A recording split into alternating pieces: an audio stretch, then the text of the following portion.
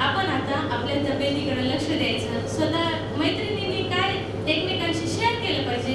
कुठं कुठं मुलं आहेत, आता मला संगीताशी बोलल्यावर कळालं तिची मुलगी डॉक्टर आहे, रशियामधून डॉक्टर झालेली आहे. दुसऱ्या देशात मुलांना पाठवणं सोपं नाही. तुमचा मुलगा असू द्या की मुलगी असू द्या, ते फक्त ते आई वडील ओळखतात की त्यांच्या हृदयामध्ये काय त्रास वेदना होतात. वरती तर ते खूप दाखवतात छान की माझा मुलगा विदेशात चाललाय, पण आतमधल्या वेदना फक्त त्या आई वडिलांना माहिती असतात.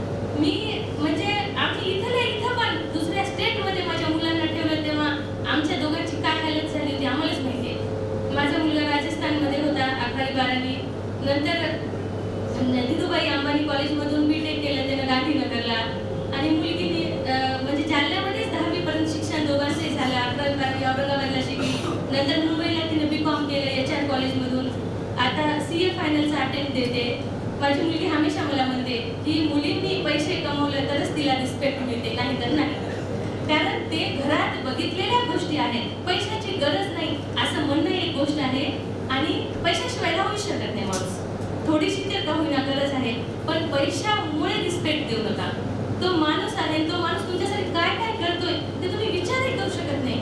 असं आहे घरातले. मी खूप जणांना बघते बाहेर तर इतकं छान छान फोटो, इतके छान छान बायकोसोबत, आणि घरी बायकोला चप्पल सारखी वागणूक. तुम्ही प्लीज, मी तसं तुम्ही कसं केलं मला माहित नाही, पण मी हे जवळून अनुभवलेलं आहे, बघितलेलं आहे माझ्या मैत्रिणींना. ते म्हणतात ना, वैशाली तू बोलू शकतेस ना, तर तू प्लीज हे बोल की तुमची बायको तुमच्यासाठी काय केली. फक्त एकदा डोळे बंद करून तुम्ही आठवा, आणि मगच बायकोला नाव ठेवा. एवढं मला म्हणायचं आहे आज. आणि मैत्रिणींना तर माहिती आहे, माझ्या सगळ्या मैत्रिणी मला खूप रिस्पेक्ट करतात. मी मैत्रिणींची तारीफ म्हणून म्हणत नाही, मी सगळ्यांना ओळखते.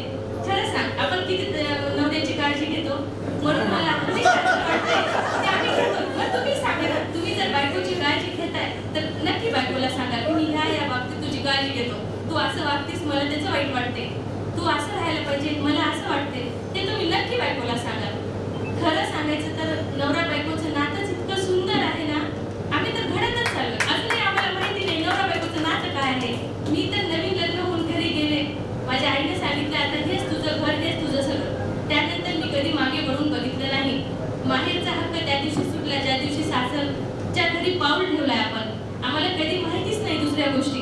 आज जे पण काही शिकलो ते आम्ही सासरकडून शिकलो. जे आहेत ते माहेरच्या संस्काराने आहेत. कुणी नाव घेऊ किंवा नाही घेऊ, आपलं सगळ्यात चांगलं काय आहे ते देतच जा. तुमच्या आयुष्यामध्ये इतके छान छान गोष्टी येतात, तुम्ही लक्ष द्या त्याकडे.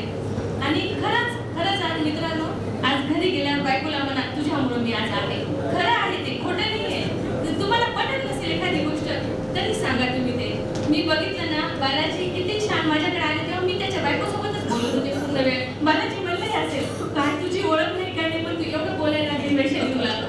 म्हणजे कनेक्ट करतात लेडीज लगेच, तर ते तुमच्या बायकोमध्ये आहे. तुम्हाला वाटत असेल तुमच्या पैशामुळे सगळे रिलेशन आहेत, तुम्ही कोणत्याही पैशाने रिलेशन करून दाखवा, आम्ही मानलं तुम्हाला. एकही रिलेशन दाखवा की पैशामुळे आहे.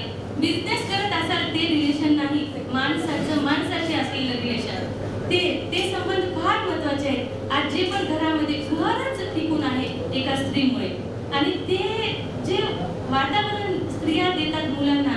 आज म्हणतात ना, मुलं वडिलांचं नाव लावत असले तरी घर हे स्त्री चालवत असते. अधिराज्य स्त्रीचं आहे. आम्ही म्हणतो आम्हाला नावाची सुद्धा गरज नाही. म्हणतात की आपण नावाची सुद्धा गरज नाही. आम्ही इतक्या छान प्रकारे मुलांना आणि नवऱ्याला पण वळण लावतो. नवऱ्याला सुद्धा वळण लावण्याचे काम एका स्त्रीचंच आहे.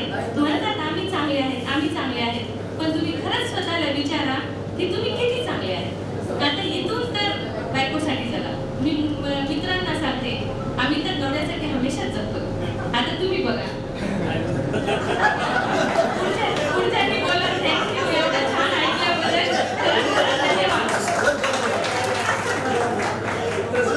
कोणी पण आता म्हणजे मित्रांच्या बायकोची रिप्लाय मला यावी अशी माझी इच्छा आहे की असं आज आम्ही ऐकलं आमच्या मैत्रिणीकडून की तुझ्यामुळे माझा संसार आहे. असं जर तुम्ही तिला म्हणलं तर तिचं काय प्रतिक्रिया आहे बघा बरं एकदा. तुम्ही एकदा